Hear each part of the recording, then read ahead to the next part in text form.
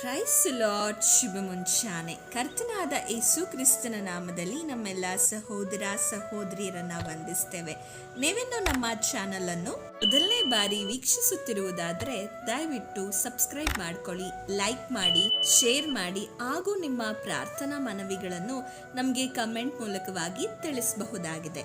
ಕರ್ತನ ಅತಿ ಪರಿಶುದ್ಧವಾದ ನಾಮಕ್ಕೆ ಮಹಿಮೆ ಉಂಟಾಗಲಿ. ಈ ಮೂಲಕ ನನ್ನ ಮಾತುಗಳನ್ನು ವೀಕ್ಷಿಸುತ್ತಿರುವಂಥ ನಿಮ್ಮೆಲ್ಲರಿಗೂ ಪ್ರಭುವಾದ ಯೇಸು ಕ್ರಿಸ್ತನ ನಾಮದಲ್ಲಿ ನನ್ನ ಸ್ನೇಹ ಪ್ರೀತಿ ವಂದನೆಗಳನ್ನು ತಿಳಿಸೋನಾಗಿದ್ದೇನೆ. ಪ್ರತ್ಯೇಕವಾಗಿ ಈ ಒಂದು ದಿನವನ್ನು ಕೂಡ ಕಾಣುವ ಹಾಗೆ ದೇವರು ನಮಗೆ ಕೊಟ್ಟ ಕೃಪೆಗಾಗಿ ಸ್ತೋತ್ರ. ಪ್ರತಿದಿನ ನಾವು ದೇವರ ವಾಕ್ಯವನ್ನು ಕೇಳಿ ದೇವರ ವಾಕ್ಯದಲ್ಲಿ ಬಲವನ್ನು ಹೊಂದಿಕೊಂಡು ಪ್ರತಿದಿನದ ಜೀವಿತವನ್ನು ಸಂತೋಷ ಸಮಾಧಾನವಾಗಿ ಸಾಗಿಸುವ ಹಾಗೆ ದೇವರು ನಮಗೆ ತೋರಿಸುತ್ತಿರುವಂಥ ಒಂದು ಕರುಣೆಗಾಗಿ ದೇವರಿಗೆ ಮಹಿಮೆ ಉಂಟಾಗಲಿ. ಈ ದಿನವೂ ಕೂಡ ದೇವರು ನಮ್ಮೊಂದಿಗೆ ತನ್ನ ಕರುಣೆಯ ಮೂಲಕ ನಮ್ಮೊಂದಿಗೆ ಮಾತನಾಡಿ ನಮ್ಮನ್ನು ಬಲಪಡಿಸಿ ನಮ್ಮನ್ನು ಮತ್ತಿಯೂ ಆತನು ತನ್ನ ವಾಕ್ಯದ ಮೂಲಕ ಕಟ್ಟಿ ನಿಲ್ಲಿಸುವವನಾಗಿದ್ದಾನೆ.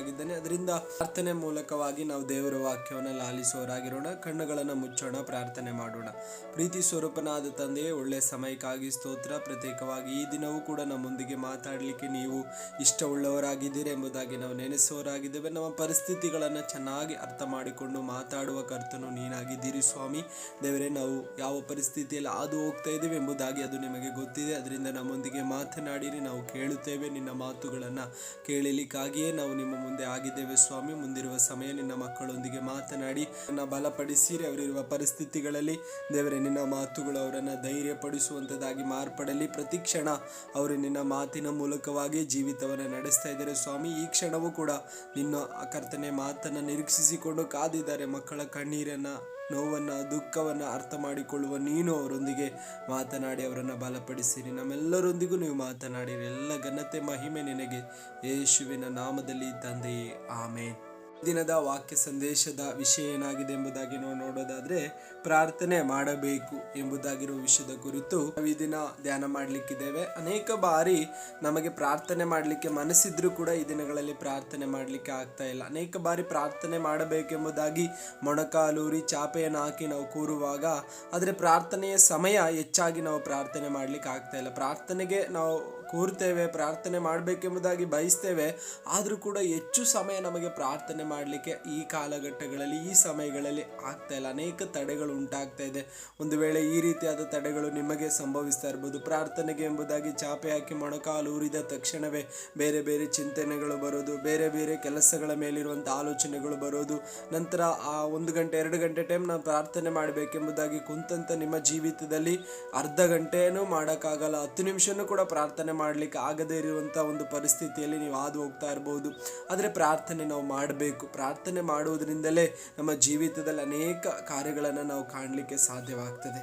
ಅನೇಕ ಪರಿಸ್ಥಿತಿಗಳನ್ನು ಜಯಿಸಿ ನಾವು ನಿಲ್ಲಬೇಕಂದ್ರೆ ಪ್ರಾರ್ಥನೆ ಮಾಡಲೇಬೇಕು. ಅದರಿಂದ ನನ್ನ ಪ್ರೀತಿಯ ಸಹೋದರ ಸಹೋದರಿ, ಪ್ರಾರ್ಥನೆಯಲ್ಲಿ ಬಳಲು ಹೋದಂಥ ವ್ಯಕ್ತಿ, ಪ್ರಾರ್ಥನೆಯಲ್ಲಿ ಸೋತು ಹೋದಂಥ ವ್ಯಕ್ತಿ, ಪ್ರಾರ್ಥನೆ ಮಾಡಲಿಕ್ಕೆ ಜೀವಿತದ ಸಮಸ್ಯೆಗಳು ನಿಮ್ಮನ್ನು ಬಿಡದೇ ಇರಬಹುದು. ಆದರೆ ಈ ದಿನ ಈ ವಾಕ್ಯ ನಿಮಗೆಲ್ಲರಿಗೂ ಒಂದು ಪ್ರೋತ್ಸಾಹವಾಗಲಿ. ಪ್ರಾರ್ಥನೆ ನಾವು ಮಾಡೋಣ, ಪ್ರಾರ್ಥನೆ ನಾವು ಮಾಡಬೇಕು. ಪ್ರಾರ್ಥನೆ ಮಾಡಿದ್ರೇ ನಮ್ಮ ಜೀವಿತದಲ್ಲಿ ಒಂದು ಬೆಳವಣಿಗೆ ನಾವು ಕಾಣಲಿಕ್ಕೆ ಸಾಧ್ಯ. ಅದರಿಂದ ಪ್ರಾರ್ಥನೆ ಮಾಡಲಿಕ್ಕೆ ಅನೇಕ ತಡೆಗಳು ನಿಮ್ಮ ಜೀವಿತದಲ್ಲಿ ಬಂದಾಗಿಯೂ ನೀವು ಪ್ರಾರ್ಥನೆ ಮಾಡೋದನ್ನು ಮಾತ್ರ ನಿಲ್ಲಿಸಬೇಡಿ. ಏನೆಲ್ಲ ಸಮಸ್ಯೆಗಳು ಎದುರಾಗಿ ನಿಮಗೆ ಪ್ರಾರ್ಥನೆಗೆ ವಿರೋಧವಾಗಿ, ನಿಮ್ಮ ಜೀವಿತಕ್ಕೆ ವಿರೋಧವಾಗಿ, ನಿಮ್ಮ ಕುಟುಂಬಕ್ಕೆ ವಿರೋಧವಾಗಿ ಬಂದರೂ ಕೂಡ ನೀವು ಪ್ರಾರ್ಥನೆ ಮಾಡಿರಿ. ಯಾಕೆಂದರೆ ಪ್ರಾರ್ಥನೆಯಲ್ಲಿ ಒಂದು ಶಕ್ತಿ ಇದೆ, ಪ್ರಾರ್ಥನೆಯಲ್ಲಿ ಒಂದು ಬಲವಿದೆ. ಅದನ್ನು ನಾವು ಹೊಂದಿಕೊಳ್ಳುವಾಗ ಎಲ್ಲ ವಿಷಯಗಳನ್ನು ಜಯಿಸಿ ಮುಂದೆ ಹೋಗಲಿಕ್ಕೆ ಸಾಧ್ಯವಾಗ್ತದೆ. ಅದರಿಂದ ವಾಕ್ಯದ ಮೂಲಕ ನಾವು ಪ್ರಾರ್ಥನೆ ಮಾಡಬೇಕು ಎಂಬುದಾಗಿರುವ ವಿಷಯದ ಕುರಿತು ನಾವು ಧ್ಯಾನ ಮಾಡಿಕೊಳ್ಳೋಣ. ಒಂದು ವಾಕ್ಯವನ್ನು ನಿಮಗಾಗಿ ನಾನು ಓದುವನಾಗಿದ್ದೇನೆ. ಲೂಕನು ಬರೆದ ಸುವಾರ್ತೆ 18ನೇ ಅಧ್ಯಾಯದ 1ನೇ ವಚನ ಹೀಗೆ ಬರೆಯಲ್ಪಟ್ಟಿದೆ: ಬೇಸರಗೊಳ್ಳದೆ ಯಾವಾಗಲೂ ಪ್ರಾರ್ಥನೆ ಮಾಡಬೇಕೆಂಬುದಕ್ಕೆ ಯೇಸು ಸ್ವಾಮಿ ತನ್ನ ಶಿಷ್ಯರನ್ನು ಎಚ್ಚರಿಸಿದ್ದನ್ನು ನೋಡ್ತೇವೆ. ಬೇಸರಗೊಳ್ಳದೆ ಯಾವಾಗಲೂ ಪ್ರಾರ್ಥನೆ ಮಾಡಿ ಎಂಬುದಾಗಿ ನಮ್ಮ ಪ್ರಭುವಾದ ಯೇಸು ಸ್ವಾಮಿ ಹೇಳಿರುವುದನ್ನು ನಾವು ಸತ್ಯವೇದದ ಪುಸ್ತಕದಲ್ಲಿ ನಾವು ನೋಡುವವರಾಗಿದ್ದೇವೆ. ಈ ಮಾತುಗಳನ್ನು ಕೇಳುತ್ತಿರುವ ನಿಮ್ಮಲ್ಲಿ ಬೇಸರಗೊಳ್ಳದೆ ನಾವು ಪ್ರಾರ್ಥನೆ ಮಾಡೋಣ. ಯಾಕೆಂದರೆ ಪ್ರಾರ್ಥನೆಯಲ್ಲಿ ಒಂದು ಬಲ, ಒಂದು ಶಕ್ತಿ ಇದೆ. ಅದರಿಂದಲೇ ನಾನು ಈ ದಿನ ವಾಕ್ಯ ನಿಮ್ಮೊಂದಿಗೆ ಮಾತಾಡ್ತಾ ಇರೋದು. ಪ್ರಾರ್ಥನೆ ಮಾಡಬೇಕು. ನಾವು ಪ್ರಾರ್ಥನೆ ಮಾಡಲೇಬೇಕು ಎಂಬುದಾಗಿರುವಂಥ ಒಂದು ಛಲವನ್ನು ನಾವು ತೆಗೆದುಕೊಳ್ಳೋಣ. ಏನೇ ಸಮಸ್ಯೆ ಬಂದರೂ, ಏನೇ ಎದುರಾಗಿ ಬಂದರೂ, ಏನೆಲ್ಲ ಪರಿಸ್ಥಿತಿಗಳಲ್ಲಿ ನಾನಿದ್ದರೂ ಕೂಡ ನಾನು ಪ್ರಾರ್ಥನೆ ಮಾಡಲೇಬೇಕು, ಪ್ರಾರ್ಥನೆ ಮಾಡಲೇಬೇಕು ಎಂಬುದಾಗಿರುವಂಥ ಒಂದು ಚಾಲೆಂಜನ್ನು ನೀವು ತೆಗೆದುಕೊಳ್ಳೋದಾದರೆ ಗಂಟೆಗಟ್ಟಲೆ ಪ್ರಾರ್ಥನೆ ಮಾಡುವಂಥ ವ್ಯಕ್ತಿಯಾಗಿ ನೀವು ಮಾರ್ಪಡ್ಬೋದು. ಅದರಿಂದ ಈ ಕಾಲಘಟ್ಟಗಳಲ್ಲಿ ಪ್ರಾರ್ಥನೆ ಮಾಡಲಿಕ್ಕೆ ಅನೇಕ ತಡೆಗಳು ನಿಮ್ಮ ಜೀವಿತದಲ್ಲಿ ಬರ್ತಾ ಇರ್ಬೋದು, ಅನೇಕ ವಿಷಯಗಳು ನಿಮಗೆ ಬೇಸರಿಕೆಯಾಗಿ ಬರ್ತಾ ಇರ್ಬೋದು. ಒಂದು 10 ನಿಮಿಷ ಪ್ರಾರ್ಥನೆ ಮಾಡಲಿಕ್ಕೆ ಹೋದರೆ ಅನೇಕ ವಿಷಯಗಳ ಕುರಿತು ಯೋಚನೆ ಮಾಡಿ ನೀವು ಬೇಸರಗೊಂಡು ಅಯ್ಯೋ ಏನು ಪ್ರಾರ್ಥನೆ ಮಾಡೋದು ಎಂಬುದಾಗಿ ಎದ್ದು ಬರ್ತಾ ಇರ್ಬೋದು. ಅನೇಕ ವಿಷಯಗಳನ್ನು ಯೋಚನೆ ಮಾಡುವಾಗಲೇ ಅಯ್ಯೋ ಎಷ್ಟು ಪ್ರಾರ್ಥನೆ ಮಾಡಿದ್ರೆ ಏನು ಬದಲಾವಣೆ ಕಾಣ್ತಾ ಇಲ್ವಲ್ಲ, ಯಾಕೆ ಪ್ರಾರ್ಥನೆ ಮಾಡೋದು ಅಂತ ಬಿಟ್ಟಿರ್ಬೋದು. ಆದರೆ ಪ್ರಿಯ ಸಹೋದರ ಸಹೋದರಿ, ಬಿಟ್ಟು ಬಿಡಬೇಡ, ಪ್ರಾರ್ಥನೆಯನ್ನು ಬಿಟ್ಟು ಬಿಡಬೇಡ. ನೀನು ಪ್ರಾರ್ಥನೆಯನ್ನು ಮಾಡು. ಎಷ್ಟು ಸಮಯವಾದರೂ ಪರವಾಗಿಲ್ಲ, ಎಷ್ಟು ಕಾಲವಾದರೂ ಪರವಾಗಿಲ್ಲ, ನಿನ್ನ ಪ್ರಾರ್ಥನೆಗೆ ಸದುತ್ತರವನ್ನು ದೇವರು ಕೊಟ್ಟೇ ಕೊಡ್ತಾನೆ. ಅದರಿಂದ ನೀನು ಪ್ರಾರ್ಥನೆ ಮಾಡುವುದನ್ನು ಬಿಟ್ಟು ಬಿಡಬೇಡ, ನೀನು ಪ್ರಾರ್ಥನೆ ಮಾಡಬೇಕು. ಪ್ರಾರ್ಥನೆ ಮಾಡುವಂಥ ಒಂದು ವ್ಯಕ್ತಿಯ ಜೀವಿತದಲ್ಲಿ ಕಾಲ ಎಷ್ಟೇ ಕಳೆದರೂ ಒಂದು ಅದ್ಭುತವನ್ನು ದೇವರು ಖಂಡಿತವಾಗ್ಲೂ ಮಾಡೇ ಮಾಡ್ತಾನೆ. ಅದರಿಂದ ಯೇಸು ಸ್ವಾಮಿ ಹೇಳ್ತಾ ಇದ್ದಾರೆ, ನೀವು ಬೇಸರಗೊಳ್ಳದೆ ಪ್ರಾರ್ಥನೆ ಮಾಡಿ. ಅದರಿಂದ ಪ್ರಾರ್ಥನೆಯಲ್ಲಿ ಅನೇಕ ಬೇಸರಿಕೆಗಳು ನಿಮಗೆ ಉಂಟಾಗ್ತಾ ಇರ್ಬೋದು, ಅನೇಕ ಬೇಸರಿಕೆ ಪಡಿಸುವಂಥ ಸಂಗತಿಗಳು ನಿಮಗೆ ಎದುರಾಗಿ ಬರ್ತಾ ಇರ್ಬೋದು. ಏನು ಬೇಸರಿಕೆ? ಪ್ರಾರ್ಥನೆ ಮಾಡಿದ್ರು ಕೂಡ ಕುಟುಂಬದಲ್ಲಿ ಸಮಾಧಾನ ಇಲ್ವಲ್ಲ, ಪ್ರಾರ್ಥನೆ ಮಾಡಿದ್ರು ಕೂಡ ನನ್ನ ಮಕ್ಕಳಲ್ಲಿ ಒಂದು ಬದಲಾವಣೆ ಇಲ್ವಲ್ಲ, ಪ್ರಾರ್ಥನೆ ಮಾಡಿದ್ರು ನನಗೆ ಒಳ್ಳೆ ಕೆಲಸ ಸಿಗ್ತಾ ಇಲ್ವಲ್ಲ, ಪ್ರಾರ್ಥನೆ ಮಾಡಿದ್ರು ಕೂಡ ನನ್ನ ಭವಿಷ್ಯತ್ತಿನಲ್ಲಿ ಒಳ್ಳೆ ಒಂದು ಆಶೀರ್ವಾದವನ್ನು ಕಾಣಲಿಕ್ಕೆ ಆಗ್ತಾ ಇಲ್ವಲ್ಲ.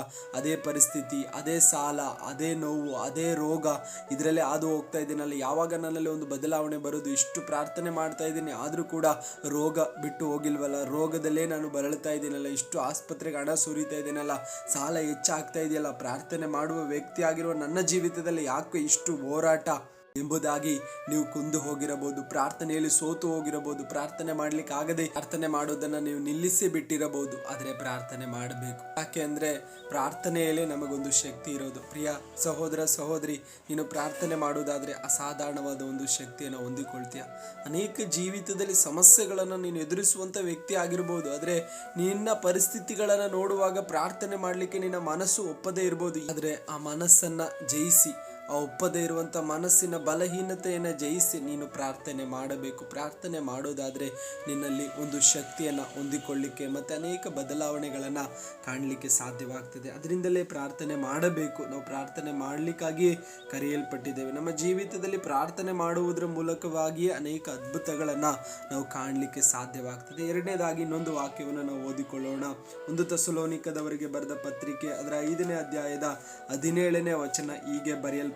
ಅದರಲ್ಲಿ ಓದುವಾಗ ಅನೇಕ ವಿಷಯಗಳನ್ನು ನಾವು ಅರ್ಥ ಮಾಡಿಕೊಳ್ಬೋದು. ಅಲ್ಲಿ ಕರ್ತನ ವಾಕ್ಯ 16-17ನೇ ವಚನದಲ್ಲಿ ಯಾವಾಗಲೂ ಸಂತೋಷಿಸಿರಿ, ಎಡೆಬಿಡದೆ ಪ್ರಾರ್ಥನೆ ಮಾಡಿರಿ ಎಂಬುದಾಗಿ ಅಲ್ಲಿ ಬರೆಯಲ್ಪಟ್ಟಿದೆ. ಎಡೆಬಿಡದೆ ಪ್ರಾರ್ಥನೆ ಮಾಡಿ ಅಂದರೆ ಸಮಯ ಬಿಡುವು ಕೊಡದೆ ಪ್ರಾರ್ಥನೆ ಮಾಡಿ. ಜೀವಿತದಲ್ಲಿ ಏನೆಲ್ಲ ಪರಿಸ್ಥಿತಿಗಳು ನಾವು ಎದುರಿಸ್ತಾ ಹೋಗ್ತಾ ಇದ್ರು ಕೂಡ ಅದನ್ನು ನೋಡಿಕೊಂಡು ಕೂರದೆ, ಅದರ ಮೇಲೆ ಹೆಚ್ಚಾಗಿ ಸಮಯವನ್ನು ಕಳೆಯದೆ ಪ್ರಾರ್ಥನೆ ಮಾಡಿ. ಈ ಕಾಲಘಟ್ಟಗಳಲ್ಲಿ ಹೆಚ್ಚು ಜನ ಪ್ರಾರ್ಥನೆ ಮಾಡುವುದನ್ನು ಬಿಟ್ಟಿದ್ದಾರೆ. ಯಾಕೆ ಅಂದರೆ ಅವ್ರದ್ದೇ ಆದಂಥ ಸಮಸ್ಯೆಗಳು, ಅವ್ರದ್ದೇ ಆದಂಥ ಪರಿಸ್ಥಿತಿಗಳು, ಸಾಲ, ನೋವು, ದುಃಖ, ಹಿಂಸೆಗಳಿಗೆ ಅವರು ಒಳಗೊಂಡು ಪ್ರಾರ್ಥನೆ ಮಾಡೋದನ್ನು ಬಿಟ್ಟು ಅದರಿಂದ ಹೋಗ್ತಾ ಇದ್ದಾರೆ. ಇನ್ನು ಅನೇಕರನ್ನು ನೋಡೋದಾದ್ರೆ ಕೆಲಸವಿಲ್ಲದ ಸಮಯದಲ್ಲಿ ದೇವರ ಹತ್ರ ಪ್ರಾರ್ಥನೆ ಮಾಡ್ತಾರೆ, ದೇವರೊಂದು ಕೆಲಸ ಬೇಕೆಂಬುದಾಗಿ. ದೇವರು ಕೆಲಸ ಕೊಟ್ಟ ನಂತರ ಪ್ರಾರ್ಥನೆ ಮಾಡೋದನ್ನು ಬಿಟ್ಟಿದ್ದಾರೆ. ಇನ್ನು ಅನೇಕರನ್ನು ನೋಡೋದಾದ್ರೆ ಮನೆ ಇಲ್ಲದೆ ಇರುವಾಗ ದೇವರ ಹತ್ರ ಆಸಕ್ತಿಯಿಂದ ಪ್ರಾರ್ಥನೆ ಮಾಡ್ತಾರೆ, ದೇವರೇ ಮನೆ ಬೇಕೆಂಬುದಾಗಿ. ಆದರೆ ಮನೆ ಸಿಕ್ಕಿದ ನಂತರ ಪ್ರಾರ್ಥನೆ ಮಾಡೋದನ್ನು ಬಿಡ್ತಾ ಇದ್ದಾರೆ. ಅನೇಕರು ದೇವರಿಂದ ಆಶೀರ್ವಾದಗಳನ್ನು ಹೊಂದಿಕೊಂಡ ನಂತರವಾಗಿ ಪ್ರಾರ್ಥನೆ ಮಾಡೋದನ್ನು ಕಡಿಮೆ ಮಾಡಿ ಬಿಡ್ತಾ ಇದ್ದಾರೆ. ಯಾಕೆಂದರೆ ಆಶೀರ್ವಾದ ಅನುಭವಿಸುವುದರಲ್ಲಿ ಅವರು ಸಂತೋಷ ಪಟ್ಟುಕೊಂಡು, ಅವ್ರಿಗೆ ಕೊಟ್ಟ ಆಶೀರ್ವಾದದಲ್ಲಿ ಹೆಚ್ಚು ಉಲ್ಲಾಸ ಪಟ್ಟುಕೊಂಡು ದೇವರನ್ನ ಪ್ರಾರ್ಥನೆ ಮಾಡೋದನ್ನು, ದೇವರ ಹತ್ರ ಪ್ರಾರ್ಥನೆ ಮಾಡೋದನ್ನು ಬಿಟ್ಟಿದ್ದಾರೆ. ಅದರಿಂದ ನೀವು ಕೂಡ ಅದೇ ಪಕ್ಷದಲ್ಲಿ ಸೇರೋದು ಬೇಡ. ಪ್ರಿಯ ಸಹೋದರ ಸಹೋದರಿ, ದೇವರು ಎಷ್ಟೇ ಆಶೀರ್ವಾದವನ್ನು ಕೊಟ್ಟರು, ಎಷ್ಟೇ ಕಷ್ಟದಲ್ಲಿ ನಾವು ಹಾದು ಹೋಗೋರಾಗಿದ್ರು ಪ್ರಾರ್ಥನೆ ನಾವು ಮಾಡಬೇಕು. ಯಾಕೆಂದರೆ ಪ್ರಾರ್ಥನೆ ಮಾಡಿದ್ರೇ ನಮ್ಮ ಆತ್ಮಿಕ ಜೀವಿತದಲ್ಲಿ ಒಂದು ಬೆಳವಣಿಗೆ ಕಾಣಲಿಕ್ಕೆ ಸಾಧ್ಯ. ಪ್ರಾರ್ಥನೆ ಮಾಡಿದ್ರೇ ನಮ್ಮಲ್ಲಿ ಒಂದು ಶಕ್ತಿಯನ್ನು ಹೊಂದಿಕೊಳ್ಳಲಿಕ್ಕೆ ಸಾಧ್ಯ. ಪ್ರಾರ್ಥನೆ ಮಾಡಿದ್ರೇ ನಮ್ಮ ಜೀವಿತದಲ್ಲಿ ಏನಾದರೂ ಒಂದು ಬದಲಾವಣೆ ಕಾಣಲಿಕ್ಕೆ ಸಾಧ್ಯ. ಇಲ್ಲಾಂದರೆ ನಾವು ಪ್ರಾರ್ಥನೆ ಮಾಡದೆ ನಮ್ಮ ಜೀವಿತವನ್ನು ಮುನ್ನಡೆಸಿಕೊಂಡು ಹೋಗ್ತಾ ಇದ್ರೆ ಅನೇಕ ಹೋರಾಟಗಳು ನಮಗೆ ಎದುರಾಗಿ ಬಂದಾಗ, ಅನೇಕ ವಿಷಯಗಳಿಗೆ ನಾವು ಈ ಕಾಲಘಟ್ಟಗಳಲ್ಲಿ ಸೋತು ಹೋಗ್ತೇವೆ. ನೋಡಿ, ಆಸ್ತಿ ಇದೆ, ಅಂತಸ್ತಿದೆ, ಐಶ್ವರ್ಯ ಇದೆ, ಎಲ್ಲವೂ ಇದೆ, ಎಲ್ಲ ಅನುಕೂಲವಾಗಿದೆ. ಆದರೆ ಪ್ರಾರ್ಥನೆ ಮಾಡೋದನ್ನು ಬಿಟ್ಟು ಬಿಟ್ಟರೆ ಒಂದು ಸಮಯ ಬಂದಾಗ ನಾವು ನಿಲ್ಲಲಿಕ್ಕೆ ಆಗಲ್ಲ. ಒಂದು ಸಮಯ ಬಂದಾಗ ನಮ್ಮ ಜೀವಿತದಲ್ಲಿ ನಾವು ಸೋಲನ್ನು ಅನುಭವಿಸಬೇಕಾಗಿ ಬರ್ತದೆ. ಯಾಕೆಂದ್ರೆ ಆ ಪರಿಸ್ಥಿತಿಯಲ್ಲಿ ನಾವು ನಿಲ್ಬೇಕಂದ್ರೆ ಪ್ರಾರ್ಥನೆ ಶಕ್ತಿ ನಮಗೆ ಬೇಕು. ಪ್ರಾರ್ಥನೆ ಶಕ್ತಿ ಇಲ್ಲದೆ ಅಂತ ಪರಿಸ್ಥಿತಿಯಲ್ಲಿ ನಿಲ್ಲಲಿಕ್ಕಾಗಲ್ಲ. ಆದ್ರಿಂದಲೇ ಈಗಲೇ ನಾವು ಪ್ರಾರ್ಥನೆ ಮಾಡಬೇಕು. ಈಗಿಂದಲೇ ಪ್ರಾರ್ಥನೆ ಮಾಡೋದನ್ನು ಅಭ್ಯಾಸ ಮಾಡಿಕೊಳ್ಬೇಕು. ಅಭ್ಯಾಸ ಮಾಡಿ ನಾವು ಪ್ರಾರ್ಥನೆ ಮಾಡೋದ್ರಲ್ಲಿ ಒಂದು ಪ್ರಾರ್ಥನಾ ವೀರರಾಗಿ ಮಾರ್ಪಡ್ಬೇಕು. ಅದರಿಂದ ಪ್ರಾರ್ಥನೆ ಮಾಡಬೇಕು. ಈ ದಿನಗಳಲ್ಲಿ ನಿಮ್ಮ ಹೃದಯದಲ್ಲಿ ಈ ಒಂದು ಸಂದೇಶ ಆಳವಾಗಿ ಕಾರ್ಯ ಮಾಡಲಿ. ನಾನೊಂದು ಪ್ರಾರ್ಥನೆ ಮಾಡುವ ವ್ಯಕ್ತಿಯಾಗಿ ಮಾರ್ಪಡಬೇಕು. ಸಮಯ ತೆಗೆದುಕೊಂಡು ನಾವು ಪ್ರಾರ್ಥನೆ ಮಾಡಬೇಕು. ಏನೆಲ್ಲ ಕೆಲಸ ನೀವು ಮಾಡ್ತಾ ಇರಿ, ಆದ್ರೆ ಪ್ರಾರ್ಥನೆ ಮಾಡೋದನ್ನ ಬಿಟ್ಟು ಬಿಡಬೇಡಿ. ಆ ಕೆಲಸದ ಮಧ್ಯದಲ್ಲಿ ಸಮಯವನ್ನು ಬಿಡು ಮಾಡಿಕೊಂಡು, ಮನೆಯಲ್ಲಿ ಏನೆಲ್ಲ ಜವಾಬ್ದಾರಿ ನಿಮ್ಮ ಮೇಲೆ ಇದ್ರೂ ಕೂಡ ಅದರ ಸಮಯದಲ್ಲಿ ಬಿಡು ಮಾಡಿಕೊಂಡು ನೀವು ಪ್ರಾರ್ಥನೆ ಮಾಡಿ. ಪ್ರಾರ್ಥನೆ ಮಾಡಲೇಬೇಕು. ನಾವು ಪ್ರಾರ್ಥನೆ ಮಾಡೋದಾದ್ರೆ ಆತ್ಮಿಕ ಜೀವಿತದಲ್ಲಿ ಒಂದು ಬೆಳವಣಿಗೆ ಕಾಣಲಿಕ್ಕೆ ಸಾಧ್ಯವಾಗ್ತದೆ. ಇಲ್ಲಾಂದ್ರೆ ಕೆಲವೊಂದು ಸಮಯಗಳು ನಮಗೆ ಎದುರಾಗಿ ಬಂದಾಗ, ಕೆಲವೊಂದು ಪರಿಸ್ಥಿತಿಗಳನ್ನು ಎದುರಿಸಬೇಕಾಗಿ ಬಂದಾಗ ನಾವು ನಿಂತು ಜಯಿಸಲಿಕ್ಕೆ ಸಾಧ್ಯವಾಗಲ್ಲ. ಮತ್ತೊಂದು ವಾಕ್ಯವನ್ನು ನಾವು ಓದೋಣ. ಎಫೆಸದವರಿಗೆ ಬರೆದ ಪತ್ರಿಕೆ 6ನೇ ಅಧ್ಯಾಯದ ಅದರ 18ನೇ ವಚನ ಹೀಗೆ ಬರೆಯಲ್ಪಟ್ಟಿದೆ: ನೀವು ಪವಿತ್ರಾತ್ಮ ಪ್ರೇರಿತರಾಗಿ ಎಲ್ಲಾ ಸಮಯಗಳಲ್ಲಿ ಸಕಲ ವಿಧವಾದ ಪ್ರಾರ್ಥನೆಯಿಂದಲೂ ವಿಜ್ಞಾಪನೆಯಿಂದಲೂ ದೇವರನ್ನ ಪ್ರಾರ್ಥಿಸಿರಿ. ಇದರಲ್ಲಿ ಪೂರ್ಣ ಸ್ಥಿರಚಿತ್ತರಾಗಿದ್ದು ದೇವಜನರೆಲ್ಲರ ವಿಷಯದಲ್ಲಿ ವಿಜ್ಞಾಪನೆ ಮಾಡುತ್ತಾ ಎಚ್ಚರವಾಗಿರಿ. ನಮಗೋಸ್ಕರ ಸಹ ಪ್ರಾರ್ಥನೆ ಮಾಡಿರಿ. ಇಲ್ಲಿ ಪೌಲನು ಎಫೆಸದವರಿಗೆ ಬರೆದ ಪತ್ರಿಕೆಯಲ್ಲಿ ಆಳವಾದ ವಿಷಯವನ್ನ ಮಾತಾಡ್ತಾ ಬರುವಾಗ ಅದರ 6ನೇ ಅಧ್ಯಾಯದಲ್ಲಿ ಈಗಾಗಲೇ ನಾವು ಓದಿಕೊಂಡ ವಾಕ್ಯದಲ್ಲಿ ಸರ್ವ ಆಯುಧಗಳ ಬಗ್ಗೆ ಮಾತಾಡ್ತಾ ಬರ್ತಾ ಇದ್ದಾರೆ. ಅದರ 10ನೇ ವಚನದಿಂದ 20ನೇ ವಚನದ ತನಕ ದೇವ ಜನರಿಗೆ ದೊರಕಬೇಕಾದಂತ ಸರ್ವ ಆಯುಧಗಳು ಮತ್ತೆ ಯಾರೊಂದಿಗೆ ನಾವು ಯುದ್ಧ ಮಾಡಬೇಕು, ಯಾರೊಂದಿಗೆ ನಮಗಿರುವಂತ ಯುದ್ಧ ಎಂಬುದಾಗಿರುವಂತ ವಿಷಯದ ಕುರಿತು ಪೌಲನು ವಿವರವಾಗಿ ಆ ವಾಕ್ಯದಲ್ಲಿ ಮಾತಾಡ್ತಾ ಬರುವಾಗ, ನಾವು ಯುದ್ಧ ಮಾಡ್ಬೇಕಂದ್ರೆ, ನಾವು ಯುದ್ಧ ಮಾಡಿ ನಿಲ್ಲಬೇಕಂದ್ರೆ ಆಕಾಶದ ಮಂಡಲದಲ್ಲಿ ರಾಜ್ಯತ್ವಗಳ ಮೇಲೆಯೂ ಅಧಿಕಾರದ ಮೇಲೆಯೂ ಲೋಕಾಧಿಪತಿಯ ಮೇಲೆಯೂ ನಾವು ಯುದ್ಧ ಮಾಡಿ ಜಯಿಸಿ ನಿಲ್ಲಬೇಕಂದ್ರೆ, ದುರಾತ್ಮ ಸೈನ್ಯಗಳ ಮೇಲೆಯೂ ನಾವು ಯುದ್ಧ ಮಾಡಿ ಜಯಿಸಿ ನಿಲ್ಲಬೇಕಂದ್ರೆ ದೇವರು ಕೊಡುವ ಸರ್ವ ಆಯುಧಗಳನ್ನು ನಾವು ಧರಿಸಿಕೊಳ್ಬೇಕು. ಅದರಲ್ಲಿ ಒಂದಾಗಿದೆ ಪ್ರಾರ್ಥನೆ ಎಂಬ ಆಯುಧ. ಈ ಪ್ರಾರ್ಥನೆ ಎಂಬ ಆಯುಧ ನಮ್ಮಲ್ಲಿ ಇಲ್ಲದೆ ಹೋದ್ರೆ ಲೋಕಾಧಿಪತಿ ಶಕ್ತಿ ನಮ್ಮೊಂದಿಗೆ ಹೋರಾಡ್ಲಿಕ್ಕೆ ಬಂದಾಗ ನಾವೇನಾಗ್ತೇವೆ, ಸೋತು ಹೋಗ್ತೇವೆ. ಪ್ರಾರ್ಥನೆ ಎಂಬ ಆಯುಧ ನಮ್ಮ ಜೀವಿತದಲ್ಲಿ ಎಷ್ಟು ಇರ್ತದೋ ಅಷ್ಟು ನಾವು ಜಯಶಾಲಿಗಳಾಗಿ ಮಾರ್ಪಡ್ತೇವೆ. ಅದರಿಂದ ಪ್ರಿಯ ಸಹೋದರ ಸಹೋದರಿ, ಪ್ರಾರ್ಥನೆ ಎಂಬ ಆಯುಧವನ್ನ ನೀವು ಉಪಯೋಗಿಸಬೇಕಂದ್ರೆ ಪ್ರಾರ್ಥನೆ ಮಾಡಬೇಕು. ಅದರಿಂದ ಪ್ರಾರ್ಥನೆ ಮಾಡೋದನ್ನ ಬಿಟ್ಟಿರುವ ವ್ಯಕ್ತಿ ನೀನಾಗಿರೋದಾದ್ರೆ ಇಂದಿನಿಂದ ಪ್ರಾರ್ಥನೆ ಮಾಡೋದನ್ನ ಪ್ರಾರಂಭ ಮಾಡಿಕೊ. ಪ್ರಾರ್ಥನೆ ಮಾಡೋದನ್ನ ಬಿಟ್ಟು ಎಷ್ಟು ಸಮಯವಾಗಿತ್ತು ಎಂಬುದಾಗಿ ವಿಷಯ ಅಲ್ಲ, ಆದರೆ ಈ ದಿನದಿಂದ ನೀವು ಪ್ರಾರ್ಥನೆ ಮಾಡಲಿಕ್ಕೆ ಪ್ರಾರಂಭ ಮಾಡೋದಾದ್ರೆ ಅದು ನಿಮ್ಮ ಜೀವಿತದಲ್ಲಿ ಪ್ರಾರ್ಥನೆಯ ಆಯುಧವಾಗಿ ಮಾರ್ಪಡುವಂಥದ್ದಾಗಿದೆ. ಅದರಿಂದ ಕಣ್ಣುಗಳನ್ನು ಮುಚ್ಚೋಣ, ಪ್ರಾರ್ಥನೆ ಮಾಡೋಣ. ದೇವರೇ, ನನ್ನಲ್ಲಿ ಪ್ರಾರ್ಥನಾ ಆತ್ಮವನ್ನು ದಯಪಾಲಿಸು. ನಾನು ಪ್ರಾರ್ಥನೆ ಮಾಡಬೇಕು ಸ್ವಾಮಿ. ಅದರಿಂದ ನನ್ನ ಬಲದಿಂದ, ನನ್ನ ಜ್ಞಾನದಿಂದ, ನನ್ನ ಬುದ್ಧಿಯಿಂದ ನನಗೆ ಪ್ರಾರ್ಥನೆ ಮಾಡಲಿಕ್ಕೆ ಆಗಲ್ಲ.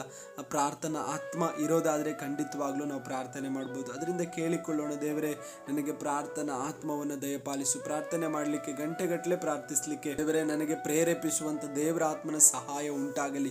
ಹೆಚ್ಚು ಸಮಯ ನಾನು ಪ್ರಾರ್ಥನೆ ಮಾಡಬೇಕು ಸ್ವಾಮಿ. ಈ ದಿನಗಳಲ್ಲಿ ಪ್ರಾರ್ಥನೆ ಮಾಡೋದು ನನ್ನ ಜೀವಿತದಲ್ಲಿ ಕಡಿಮೆಯಾಗಿದೆ.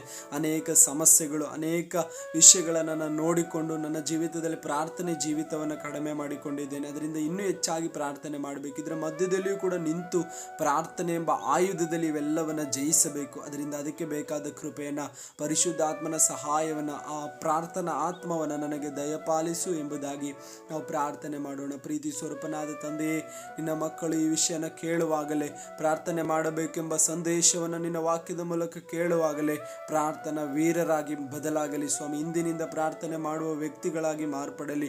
ದೇವರೊಂದಿಗೆ ಹೆಚ್ಚು ಸಮಯ ಮಾತಾಡಿ ಪ್ರಾರ್ಥನೆ ಮಾಡಿ ಅವರ ವಿಷಯಗಳನ್ನು ತಿಳಿಸಿ ಒಂದು ಬದಲಾವಣೆಯನ್ನು ಹೊಂದಿಕೊಳ್ಳುವ ಮಕ್ಕಳಾಗಿ ಇವರನ್ನು ಆಶೀರ್ವದಿಸು ಪ್ರಭುವಾ. ಇವರೆಲ್ಲರ ಜೀವಿತದಲ್ಲಿ ಒಂದು ಬದಲಾವಣೆ ಕೊಡು. ಪ್ರಾರ್ಥನೆ ಮಾಡುವಂತ ಒಂದು ಕೃಪೆಯನ್ನು ದಯಪಾಲಿಸು. ಹೆಚ್ಚು ಸಮಯ ಪ್ರಾರ್ಥಿಸಲಿಕ್ಕೆ ಬೇಕಾದ ಸಹಾಯವನ್ನು ನೀನು ಅನುಗ್ರಹಿಸಿ ಎಂಬುದಾಗಿ ಪ್ರಾರ್ಥಿಸ್ತೇನೆ. ಪ್ರತ್ಯೇಕವಾಗಿ ದೇವರು ಯಾರೆಲ್ಲ ಈ ವಾಕ್ಯಗಳನ್ನು ಕೇಳುತ್ತಿದ್ದಾರೋ ಅದರಲ್ಲಿ ಪ್ರಾರ್ಥನೆಯಲ್ಲಿ ಕುಂದಿ ಹೋದಂಥ ವ್ಯಕ್ತಿ, ಪ್ರಾರ್ಥನೆಯಲ್ಲಿ ಸೋತು ಹೋದಂಥ ವ್ಯಕ್ತಿ ನಿನ್ನ ಮಾತುಗಳನ್ನು ಕೇಳುತ್ತಿರುವುದಾದ್ರೆ ಅವರಿಗೆ ಬೇಕಾದ ಬಲವನ್ನು ಅನುಗ್ರಹಿಸು. ಕುಟುಂಬದಲ್ಲಿ ಬಂದಂಥ ಅನೇಕ ಪರಿಸ್ಥಿತಿಗಳು, ಜೀವಿತದಲ್ಲಿ ಬಂದಂಥ ಅನೇಕ ಪರಿಸ್ಥಿತಿಗಳು ಪ್ರಾರ್ಥನಾ ಜೀವಿತವನ್ನೇ ಕುಂದಿಸಿರುವುದಾದರೆ ಅದರ ಮೇಲೆ ಒಂದು ಜಯವನ್ನು ಹೊಂದಿಕೊಳ್ಳಿಕ್ಕೆ ಈ ಕ್ಷಣವೇ ಇರುವ ಸ್ಥಳದಲ್ಲಿ ನಿನ್ನ ಮಗಳನ್ನು ದೇವರೇ, ನಿನ್ನ ಮಗನನ್ನು ನೀನು ಸ್ಪರ್ಶಿಸು ಸ್ವಾಮಿ. ಸ್ಪರ್ಶಿಸಿ ಅದ್ಭುತ ಮಾಡು.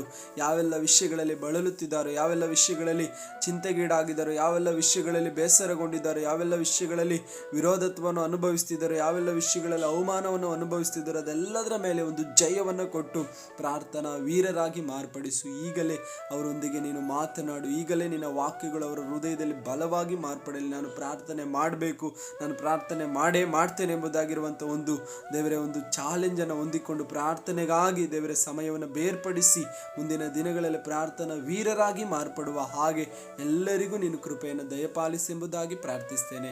ಅಲ್ಪನಾದ ನನ್ನನ್ನು ಕೂಡ ನಿನ್ನ ವಾಕ್ಯಗಳನ್ನು ಸಾರುವ ಹಾಗೆ ಉಪಯೋಗಿಸಿಕೊಂಡುದಕ್ಕಾಗಿ ಸಕಲ ಘನತೆ ಮಹಿಮೆಯನ್ನು ನಿನಗೆ ಸಲ್ಲಿಸ್ತೇವೆ. ಯೇಸುವಿನ ಧನ್ಯ ನಾಮದಲ್ಲಿ ಸ್ವರ್ಗೀಯ ತಂದೆಯೇ, ಆಮೇನ್. ಈ ವಾಕ್ಯದ ಮೂಲಕ ದೇವರು ನಿಮ್ಮನ್ನು ಆಶೀರ್ವದಿಸಲಿ. ನಿಮಗೆ ಕೇಳಿದ ವಾಕ್ಯಗಳು ನಿಮ್ಮ ಹೃದಯವನ್ನು ಸ್ಪರ್ಶಿಸಿರುವುದಾದರೆ ಇನ್ನೂ ಅನೇಕರು ಈ ವಾಕ್ಯಗಳನ್ನು ಕೇಳುವ ಹಾಗೆ ಅನೇಕರಿಗೆ ಇದನ್ನು ಕಳಿಸಿಕೊಡಿ. ನಂತರ ಯಾವುದಾದ್ರೂ ಪ್ರಾರ್ಥನಾ ಮನವಿಗಳಿರೋದಾದರೆ ಕೆಳಗೆ ಕೊಟ್ಟಿರುವ ನಂಬರ್ಗೆ ನೀವು ಸಂಪರ್ಕ ಮಾಡೋದಾದರೆ ನಿಮಗೋಸ್ಕರ ನಾವು ಪ್ರಾರ್ಥನೆ ಮಾಡುವವರಾಗಿರ್ತೇವೆ. God bless you. ದೇವರು ನಿಮ್ಮೆಲ್ಲರನ್ನು ಆಶೀರ್ವದಿಸಲಿ. Praise the Lord. ಆಮೇನ್.